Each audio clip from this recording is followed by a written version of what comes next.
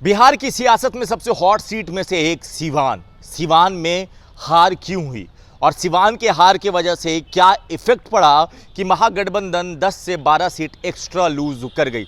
दो व्यक्ति की वजह से, दो शख्सियत की वजह से महागठबंधन को इतना झटका कैसे लगा और उन दो में से एक व्यक्ति को, हिना साहब को कैसे झटका लग गया और कैसे 90,000 से ज़्यादा वोटों से हिना साहब हार गई।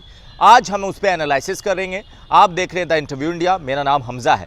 अब सिवान की बात कर लेते हैं। सिवान ऐसा लोकसभा, सिवान लोकसभा से 3 लोकसभा सटा है, महाराजगंज, गोपालगंज और सारण।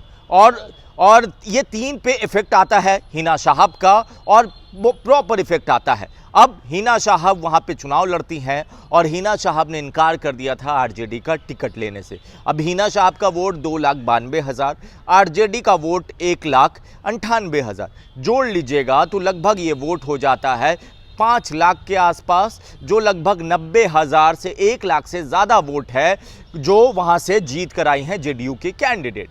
अब क्या हिना साहब और तेजस्वी यादव, आरजेडी का जो क्लैश था वो अगर नहीं होता तो क्या होता? एक तो हिना साहब अपना सीट जीत जाती और दूसरा जो नुकसान हुआ सारण में, जो नुकसान हुआ महाराजगंज में और जो नुकसान हुआ गोपालगंज में, वो नहीं हो रहा होता।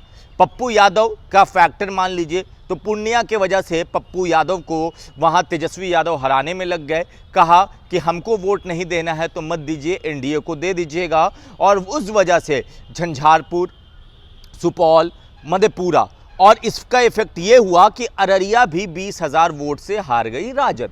मतलब 4 सीट पे इधर लगातार और 3 सीट ये, 7 सीट और खुद एक हिना साहब की सीट, 8 ऐसी सीट जिस सीट पर महागठबंधन चाहती तो आराम से जीत सकती थी। उस सीट पर 2 नेता को इग्नोर करने की वजह से तेजस्वी यादव ने 2 नेता को इग्नोर किया। आपस का ईगो, आपस का क्लैश। कहा जाता है कि हमारी कश्ती वहीं डूबी जहां पानी कम था। यही कहानी महागठबंधन के साथ हुआ। हिना साहब भी हारी। हिना साहब और आरजेडी का जो ईगो टशन चल रहा था, उस वजह से जो वोट था वो अलग अलग डिवाइड हो गया। राजद का वोट अवध बिहारी चौधरी में चला गया और हिना साहब का जो एम वोट था, मुस्लिम वोट था, वो इनको मिला। मतलब ना इधर किनारा मिला ना उधर किनारा मिला और हिना साहब भी लगातार ये तीसरा चुनाव हार गई।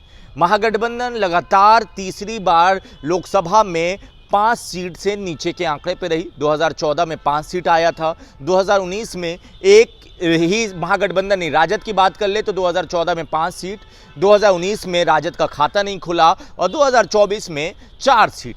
अब क्या विधानसभा पे असर पड़ेगा? अगर यही समीकरण और यही ईगो और यही टशन रहा तो समझ लीजिए कि सिवान के 8 विधानसभा में सीधा असर पड़ता है हिना साहब का और उस 8 में से 6 विधानसभा जीत कर आई है राजद, जिसमें हिना साहब का सीधा असर है। मगर अब हिना साहब अगेंस्ट में है तो ना, अब ये 6-7 विधानसभा आप इधर रख लीजिए, पप्पू यादव की वजह से 10-12 विधानसभा और आप महाराजगंज और सारण का विधानसभा भी जोड़ लीजिएगा तो 4-5, ये मतलब 25 से 30 विधानसभा ऐसा होगा जो पप्पू यादव और हिना साहब की वजह से इफेक्ट डाल सकता है। तो क्या तेजस्वी इसको डैमेज कंट्रोल करने की कोशिश करेंगे या फिर तेजस्वी ने जैसे लोकसभा में छोड़ दिया वैसे ही विधानसभा में भी छोड़ देंगे?